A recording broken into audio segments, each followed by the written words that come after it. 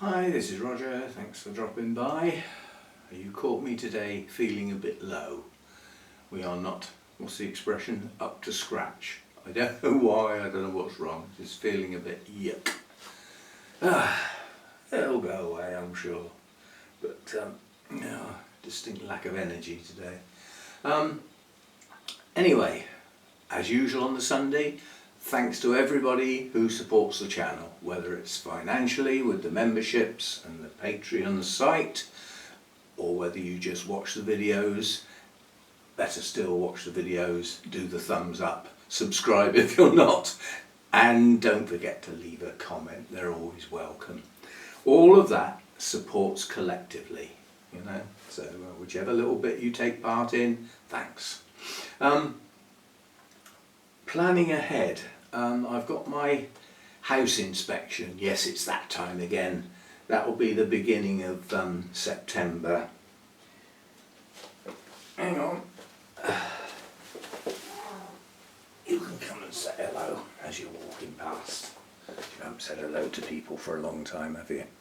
Hey, you can say hello to people. Who's that then? Who's that in there then? Suppose you want to go out now. Come on then.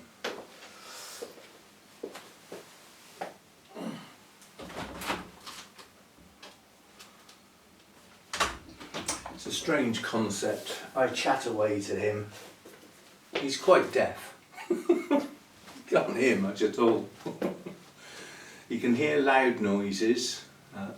You know, if I clap my hands, he can hear that. And he's attracted to some sounds, but his hearing's not very good.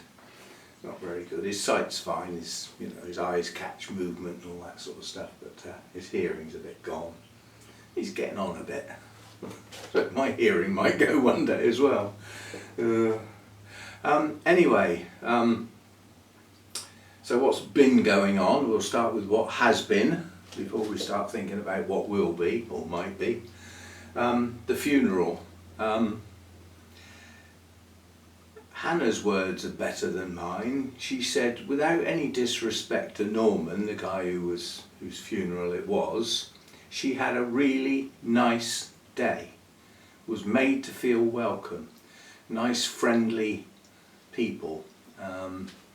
That's difficult to sort of say at a funeral, isn't it? But we were invited back to the house afterwards, and when we got back there were only two people other than us that weren't family. I mean immediate family, sons, daughters, things. So that was nice. Helped mend the parasol that decided to disintegrate just before we sat under it out in the garden. Just a bolt came out or something and the whole thing just collapsed, and found the bolt and managed to put it back together again. So, but yeah, the event was good. The church was. It's a good job I didn't have bad knees. The amount of would you sit? Would you stand? Would you sit? Would you stand? Would you kneel? No. Would you sit? Would you stand? It's up and down like flipping yo-yos. And it went on a bit, but apparently they can go on a lot longer than that. But it was long enough. Out of the church, into the parish hall opposite for food and drinks. It doesn't get any better than that. No returning to the car, worrying about where you're going. Will there be anywhere to park? So the event all took place there. And then some of the immediate family went off to the crematorium, some didn't, and those that didn't went back to the house, and we followed them back. So yeah, as funerals go, that's probably one of the nicer ones I've ever been to, in as much as it all went off okay, you know, and it didn't rain. Yay! So that was that. What else? There's not much else been going on really. What has to be going on from now on is attacking this garden to some degree. I've got this house inspection. I never worry about the house. I keep the house sort of clean and tidy. That'll be fine. Hannah's coming down to help with a bit of, well, there's, in the downstairs toilet, it's damp. There's no heating whatsoever in there and no windows and no ventilation. And obviously being a toilet, it's got water in there, hasn't it? It's starting to get damp on the walls and there's a little bit of mould growing. Now that happened this time last year, and I mixed up the old Fisan 20 and with the damp cloth it all wiped off, and it's lasted nearly a year. It's only just started coming back. It's the same in here. This had to be done throughout. It needs doing again. So this is a job, this job must be done, so must the toilet. Apart from that, it's just have a dust round and a hoover and make sure the washing up's done. It's not a big deal. I do live here after all, but I like it to be presentable when the lady comes round with the camera. The garden could make do as it is, but the final touches, because I'm going to have a right go about that tree out there, what I'm thinking of doing about that tree is taking photos, printing them off and taking them into the office to see the guy and show him and talk to him. Then, if that tree, well, I could almost say when that tree does go over, they've had all the evidence under their nose which they can present to the landlord a year later than it was presented last time and do something about it. Because, you know, at the end of the day I say it's not really my problem. It will be. If the shed gets destroyed, everything that's in that shed's I've got to find somewhere else to put it, haven't I? You know, so it is my problem to a degree if the tree goes over. Also, if the fence gets taken down, the garden's not secure. I can't let Mojo out. I can't have him wandering off and getting lost, you know. Not a young cat anymore. So, yes, it is a big deal.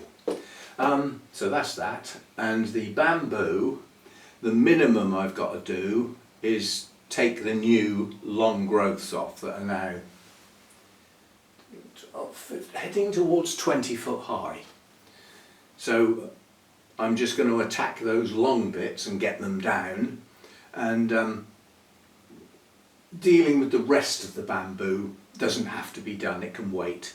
But I thought if I try my big long hedge trimmer, if I try it and it seems to work, then I can have a go at hacking it down a bit as well. It's the clearing up that's a problem, but the clearing up may have to wait until Hannah's down. She's moved her weekend now. It's not going to be the last weekend in August, which is a bank holiday weekend in actual fact. She's going to come down the following weekend, which just creeps into September. But September the 1st is a Friday. There's no way that lady's going to book up to come round on that Friday, which means it's going to be the following week after Hannah's been down. So I'm happy with that. And if she wants to come on the Friday, then I'm not here. Sorry, I'm away at the moment. You'll have to leave it till next week. Things can be managed. But yeah, I'd like to get at least another bag of mulch done on the garden. I've moved things around, those of you that saw the sneaky garden update.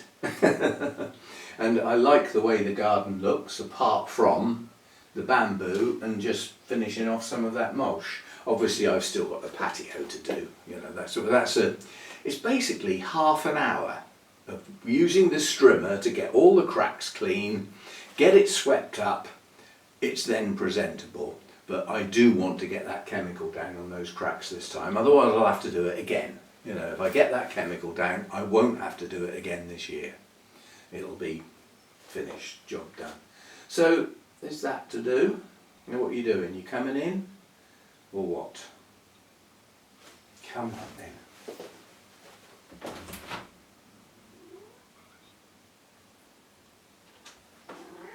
Come on then. Now we'll yowl. It's just habit, isn't it? What? Every time he does that. He waits till he gets just inside the house and then he has a yowl and then he'll settle down in a minute. He just sounds so miserable. He's not. It's just a habit. Same as he goes upstairs. He yowls at the bottom of the stairs, gets up to the third stair where it starts to turn the corner, sits there and yowls, gets up onto the landing, sits there and yowls. Then he settles down. It's just a habit. How he got into it, I don't know. Well, I do, but so be it. Yeah, so I've got this place to go over with the Faisan, some bits to do in the garden, one of which is classed as a big job, but I don't plan on finishing that as a necessity prior to the house inspection. But this needs to be done. What I don't want is somebody coming in here and saying, your plants are ruining the building, you'll have to get rid of them. You know, how good would that be? So we will have to get that done. And give the glass a clean as well so we can see out. I mean, come September time, as the days start to get shorter and the nights start to cool down a bit, I'll get the bird feeders out again and, you know, start filling those up, so we'll be able to see the birds out there as well. That's been shut down for the summer. We'll get that going again. Right, plans for in here then. You've heard me say about planning to keep things growing on into the winter, which means getting the lights out. So I thought today we'd have a look at the lights. Let's just have a look at this battery. Yeah, because the battery's getting a bit low. Now some of you may never have seen these lights because it's several years ago that I used them around the other place. So I brought them down, they got all boxed up, tidy, so that they could be looked after. And there are two the same, one not the same. Oh, there you go. Just work out how these boxes come under.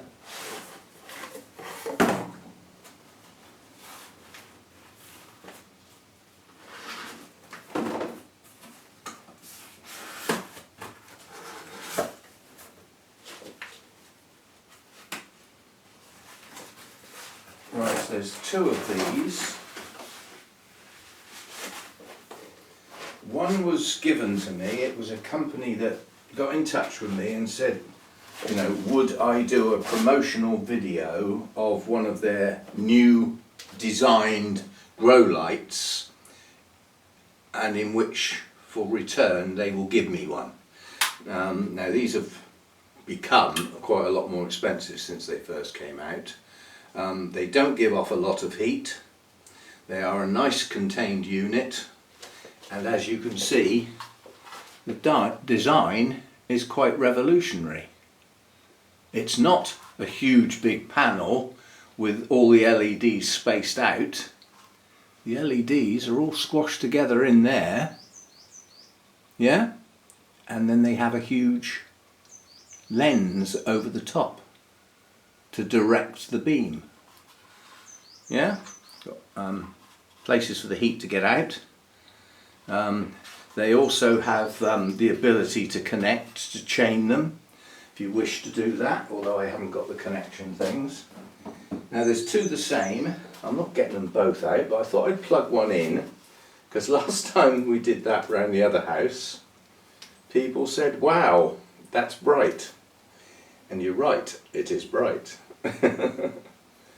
So prepare yourself. I've got to find somewhere. This is my only worry. If I have two LEDs on the go, I'll have to go back and try and find the power ratings. I've only got one power source coming off a socket into here. And while these would be running, potentially the heater and the circulating fan would be on at the same time. There's only so much power you can drag out of a socket before it starts heating up the wires and could be classed as dangerous. So we don't want to overload. Strangely enough, round the last place, round the other place, there was only one source of power into there as well. And I used to have a lot more running there. Right, let's find a plug hole in here somewhere and we'll see what this one looks like.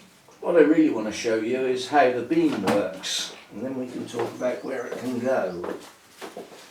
Right, I won't point it at the camera because that would be a bit silly, wouldn't it? I'll point it downwards. So that's the little fan.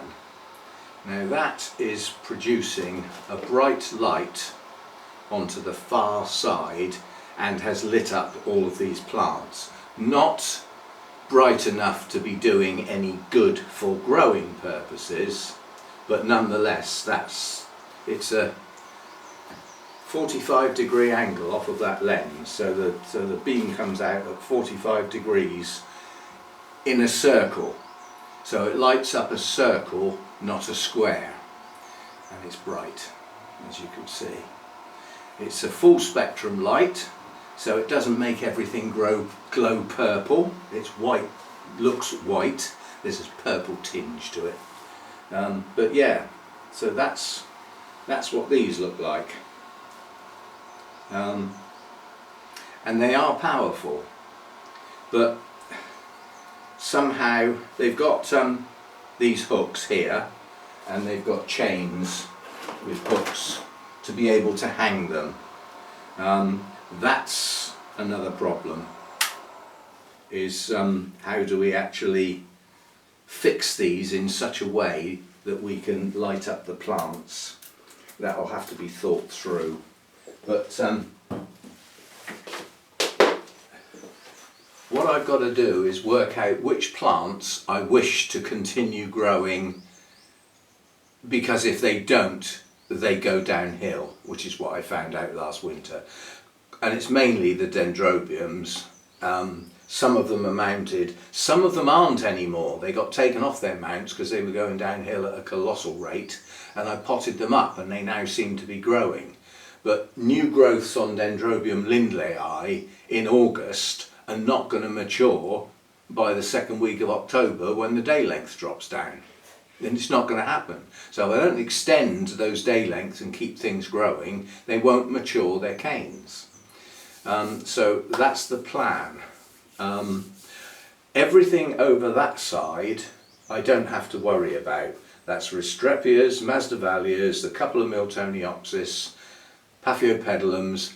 They'll be fine. They always have been. They don't need extended day lengths or anything. They just slow down because the days are short. They don't worry about it, you know, temperature drop or anything.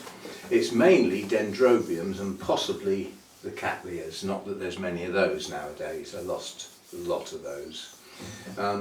Miltonias, no problem. Coelogeny, no problem.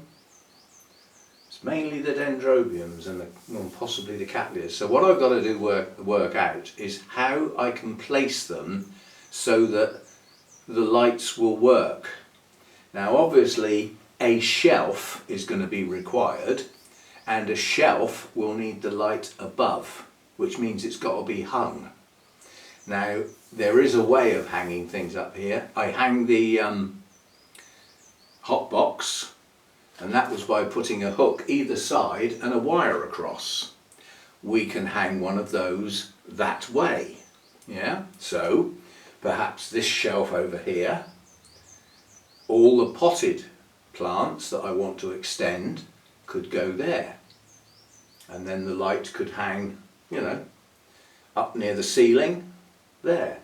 That means we've got wiring issues because the wires are nowhere near long enough to reach over there, and we're going to have a wire all across the grow room. That's what I don't like about these things, is the wires all over the place. So that could do one, yeah? I don't want to do it on this shelf because this shelf is too close to the roof. If I put a light above that, it'll be far too close to the plants. So one light over in that corner above that shelf, one light.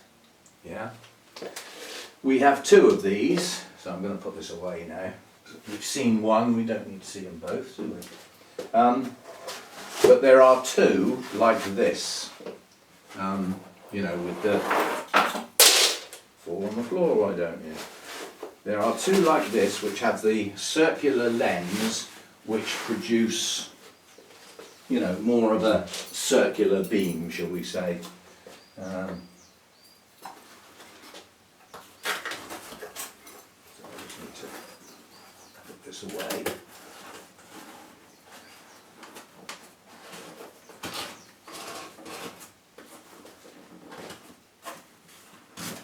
things come apart really easily and then decide they're not going to go back together again.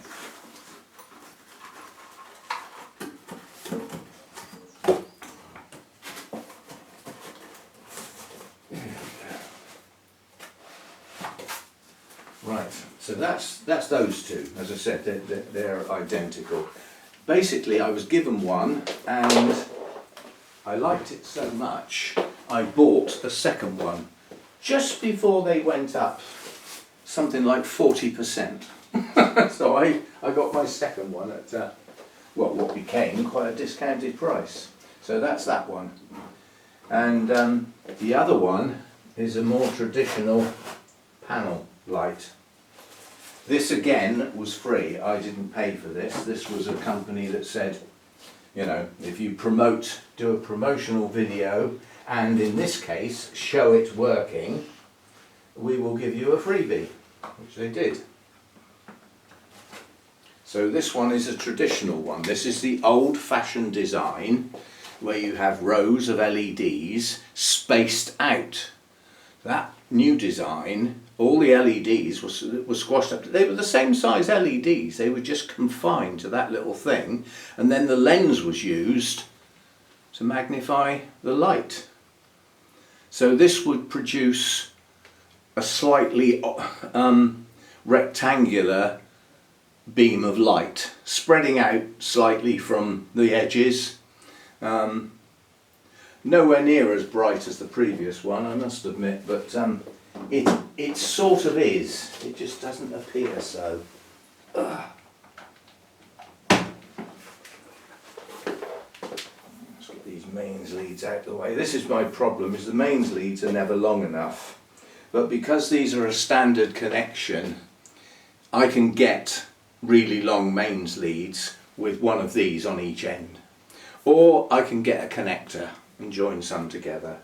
There's always a way of messing with electrics, but as I said, I just need to worry about the overall loading to this, what is basically a single extension lead comes in from the lounge and goes into that extension lead. That is the extension lead there, and then there's a plug in there that comes over here to this extension lead, which has got the heater.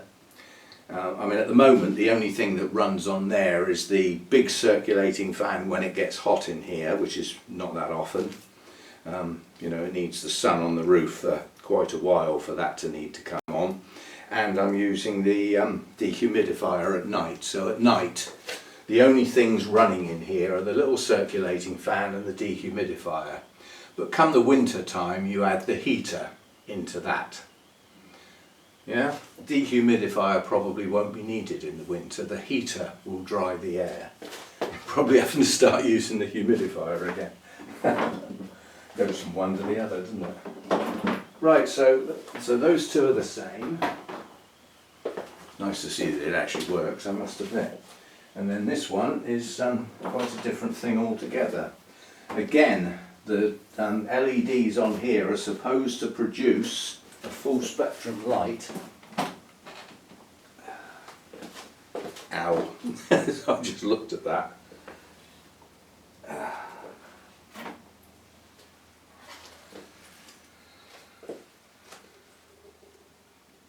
That's bright. Yeah. Now that is lighting up the whole grow room, right to the back of the grow room. All of these plants here are lit up, and I mean lit up. This is powerful, this one. But I don't know how far away from the plants it's supposed to be to actually, you know, be functional. There's no heat dissipation on this because technically it doesn't get hot enough to warrant one. But it's a bit of a beast. It certainly is a bit of a beast. And I mean, if I turn it round, you know, look how much it is lighting up that corner, for instance. Let's just turn the camera. So if you look at the difference between not having the light up there and putting the light up there, it's casting harsh shadows. That's a lot of light. And I'm stood over here next to the camera now, You know, let's try it in the other corner so you can see. So that's without any light over there, and then you swing the light round. Well, I bet my camera's adjusting, but that's lighting up the whole corner, the whole lot. Now whether that's close enough to the plants to extend their day length significantly, I don't know. The only problem with this one is it ain't got a switch.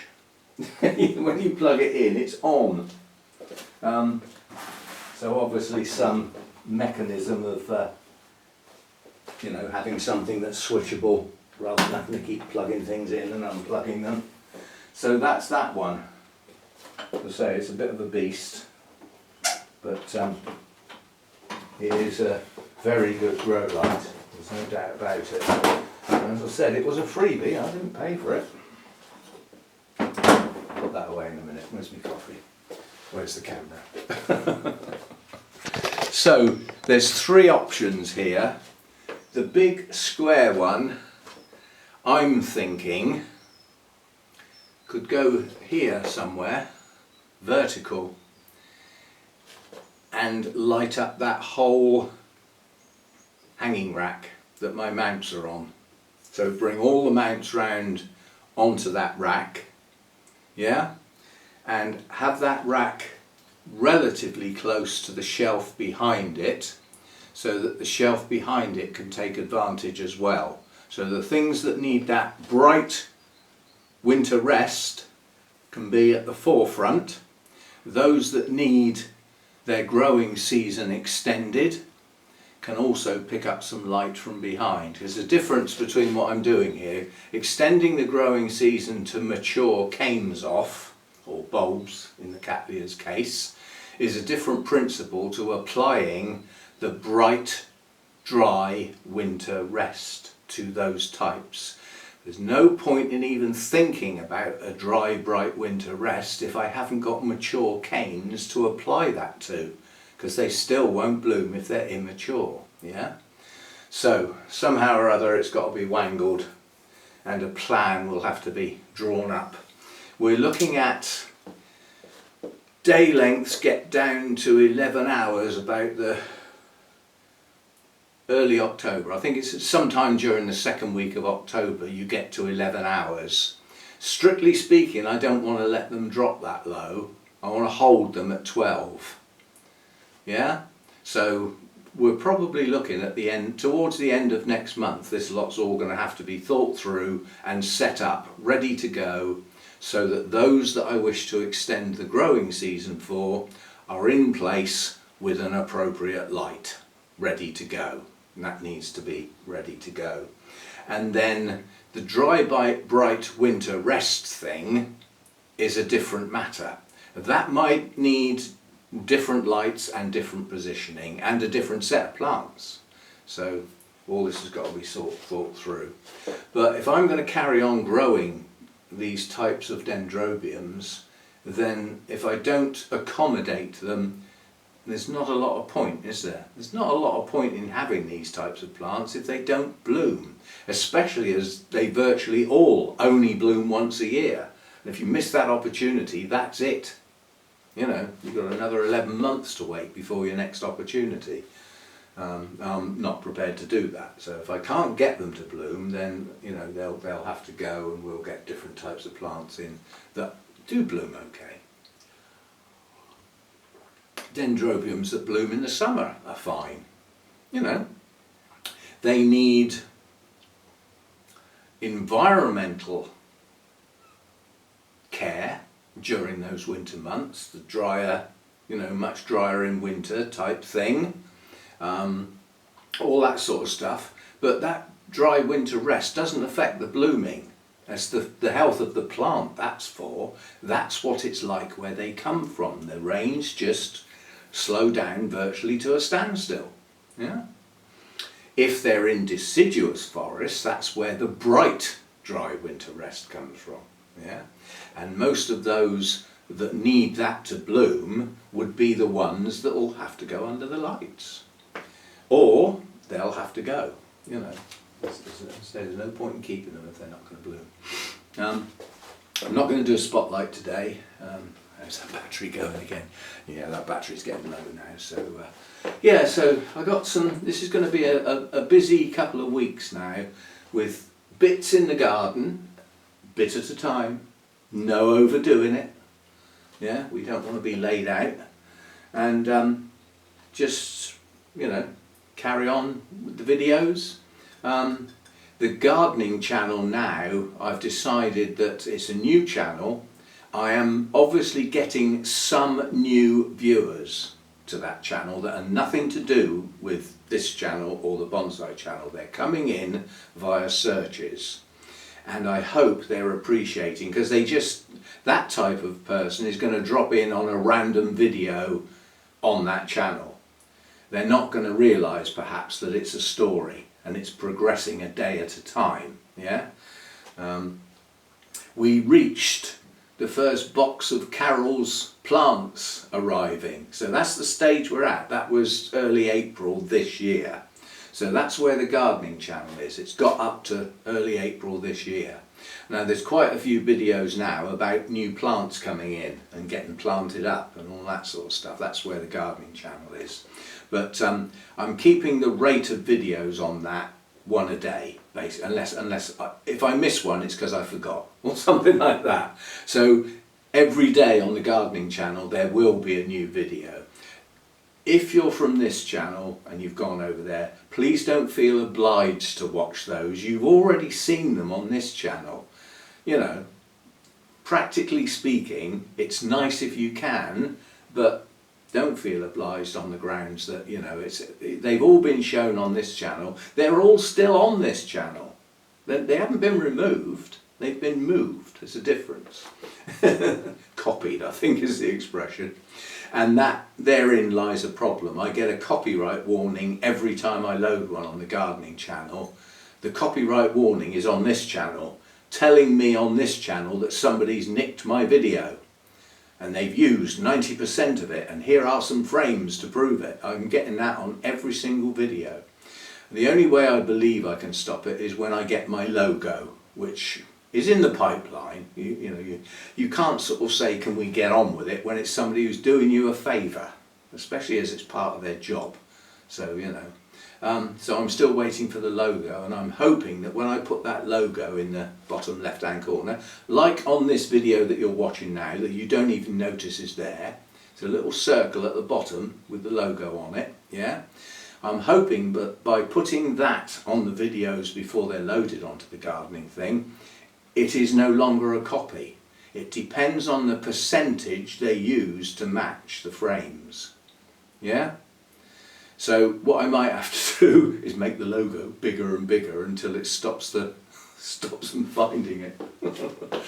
We can play with that. That'd be a bit of fun to try and get that to work. But I'm hoping that the logo will stop these things going on. There is a limit, I believe, that YouTube could actually look up and suspend the channel for copyright issues. And that would be the gardening channel it would hit, not this one. This is where they came from. It's obvious this is where they're owned. So we shall see what happens with that. And yeah, not much going on with the bonsai this time of year. There's not really any pruning to do. That now happens, you know, in the spring prior to the new growth and all that sort of stuff. But there is an odd bit to do now and again. So there won't be much going on that channel, that's for sure. And on that channel it's never going to grow, it's never going to be huge. You know, I mean, I've cancelled the private jet, the yacht and the Porsche. There's no point in leaving them on order, not with the bonsai channel. Well, I can tell you, because in perspective it doesn't matter. It got monetised a while ago, and the most it's made in a month is £12.50. You can't retire on that, can you? And it's because it's based on the number of views and the number of adverts that get watched, as I've always said. And on the bonsai channel, that's just not going to be much. You've got half a dozen huge bonsai channels, the likes of Herons and Greenwood, and a few of the ones over in the Far East. Massive. Can't compete with them. That's like trying to compete with Danny in the orchid world. There's no point in trying. You ain't going to get there. Ever. Because as fast as you try and catch up, she's rocketing ahead. So, you know, she was one of the first. Good on her, she's done well. So, and that must be a good living. Now I get some from this channel, which helps out with the rent and everything, plus the additional things that I said thank you for at the beginning. So that's okay. But and this channel grows slowly but surely. It's not, you know, it's not doing that. It's just ticking over, growing slowly but surely, and it's appreciated. The gardening channel is an unknown. I don't know what that's going to do. So a lot of the gardening channels are very instructional, relatively formal, and often quite short, covering a point, like how to plant a snowdrop bulb. Yeah? Well, you know, you only need a couple of minutes to do that, don't you? It's like planting most things. You dig a hole, stick it in and bury it. It's not rocket science. There's a little bit more to grow in our orchids, as we all know. And some things that you might grow in your garden are finicky and fussy, you know. They might need a certain place where they, you know, relative to sun and relative to moisture in the soil. There are, you know, there are things to sort of concern yourself with in a garden, but I haven't got much that's fussy out there, I must admit. I just think the only thing I've got that's fussy that I may never see again that came from Carol are the fritillaries, the snake's head fritillaries.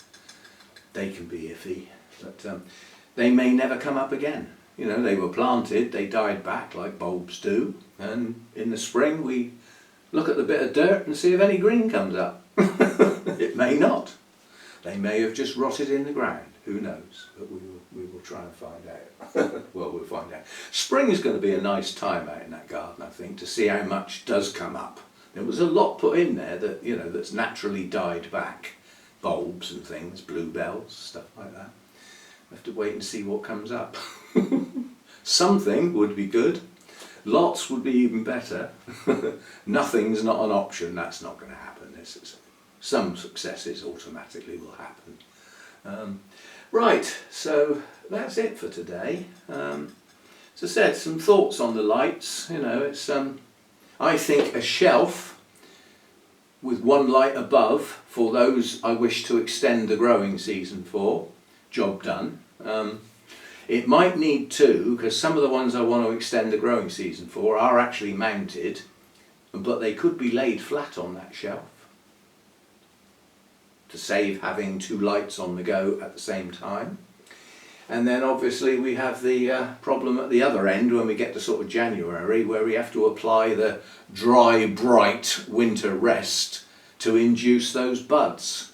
And that doesn't have to happen in October. That can wait till after Christmas and just apply that vicious amount of light for the first couple of months of the year to induce those buds, and that'll work fine.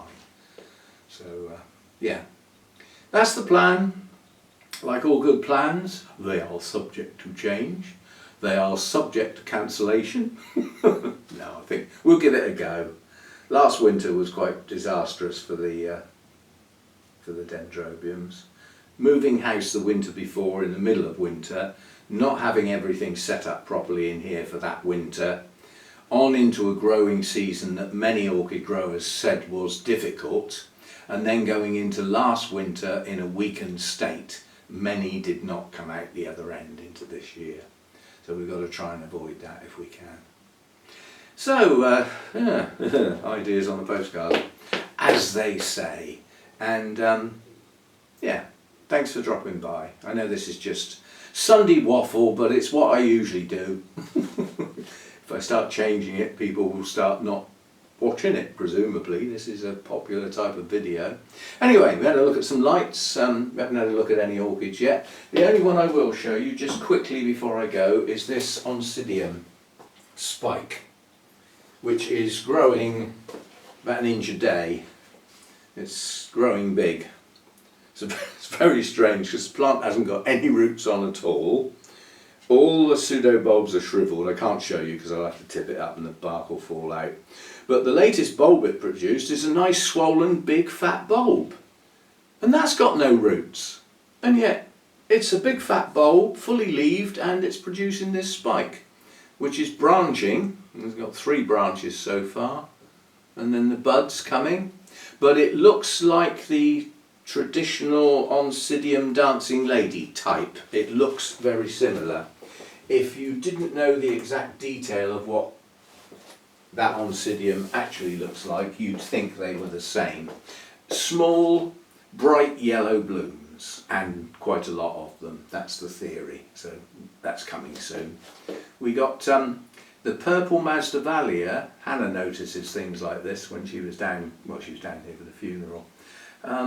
She said, oh, your purple Masdevallia's gone over, but then you've got 2 more spikes coming, haven't you? Well, have I? But yes, I have. I haven't noticed them. They've crept up on me.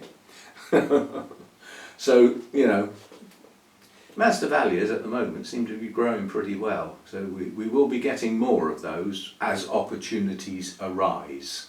Not going out searching all over the place. We'll wait for opportunities to come up and see what happens. Perhaps another couple of Paphiopedilums, maybe, as the opportunity arises, because they seem to be growing good now. They never used to around the other house. I'm surprised the Miltoniopsis didn't do a lot better, and yet they're still not doing what I'd call well. I'm not rushing out to get loads more of those. Try and keep the 2 I've got going. Restrepias, they were actually fine round the other house, despite the heat. They seem to do okay. They're still doing okay. Yeah, so the other cooler growers are the odont types, and some of those hung in there okay around the other place, some didn't do well at all, and some of those are now doing better round here. So it's a change of environment, and there is an emphasis on certain other types of plants, whereas there wasn't round the other place. You know, I used to just go for the dendrobiums round there because they seemed to grow well, they always bloomed well. Well, now they don't. So we won't be stocking up in that arena, I don't think, because they're not doing well here. So, right, and I shall see you next time. If you are keeping up with the gardening channel, you know, letting the playlist run to clock up those watch hours for me. If you're doing anything to help out on that channel, thanks a bunch, it's greatly appreciated. I know there's only so many, you know, there's only so much people can do. I can't expect people to sit in front of videos that they've seen before necessarily, but as I said, if you can let some run in the background when you're not, you know, doing other things, it's appreciated. Just get those watch hours up there. And we'll see how that channel goes. It's still new. I mean, it's not even 3 weeks old yet. We're up to about, I think we're heading towards 350 subscribers now. And the watch hours are 300 and something now. So, you know, just the 2,700 odd to go. We'll get there one day. You know, as I said, it might take 6 months, but we'll get there eventually. And I will see you next time. Enough of this waffle. Coffee's gone cold and I need to get this loaded. Oh, and right at the end here, so that most people will miss it, if you are remotely interested in the Women's World Cup football, I believe it's actually on now. If it's probably all the build-up nonsense now. It might have actually started, I don't know. Telly's not on and the laptop's not got the news channel running, so... But yeah, I mean, for an English team to get to a World Cup final is pretty outstanding in today's world of all types of sport, really. And I wish them well. Come on the Lions and all that sort of stuff. I might put that on and watch a bit of it out the corner of my eye, because I've got to do all this video editing and processing now, so I might just have that on in the background. And you know, because if everybody goes, "Ray!" and you know a goal's been scored, all you've got to do is that, because they'll replay it, won't they? So you don't have to watch it. Anyway, I'm not a football fan, it's not something I'm interested in, but I am a sporting fan at the highest levels.